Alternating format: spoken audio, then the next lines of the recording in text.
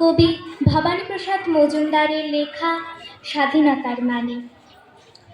যে ছেলেটা বস্তা কাঁধে কাগজ কুড়োয় পাড়ায় পাড়ায়, যে ছেলেটা রোজ বাজারে মুরগি কাটে বালক ছাড়ায়, যে ছেলেটা রেস্তোরাঁতে ধুচ্ছে থালা গেলাস বাটি, যে ছেলেরা সারা জীবন খায় লাথি কিল চর ও চাটি, ওদের কাছে প্রশ্ন করো, ওরা কি কেউ সত্যি জানে স্বাধীনতা কাকে বলে, স্বাধীনতার সঠিক মানে?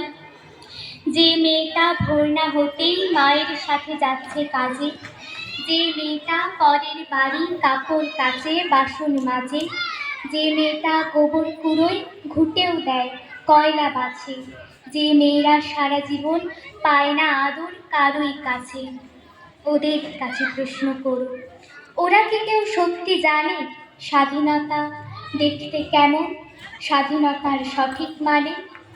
যে ছেলেটা রাস্তাঘাটে করছে পালিশ পরের জুতো, যে ছেলেটা ট্রেনের হকার খাচ্ছে রোজই লোকের গুঁতো, লজেন্স খাওয়ার বয়স যাদের করছে তারাই লজেন্স দেরি, যাদের বুকে সূর্য ওঠার গোলাপ ফোটার অনেক দেরি, ওদের কাছে প্রশ্ন করো, ওরা কি কেউ সত্যি জানে স্বাধীনতা জিনিসটা কি, স্বাধীনতার সঠিক মানে?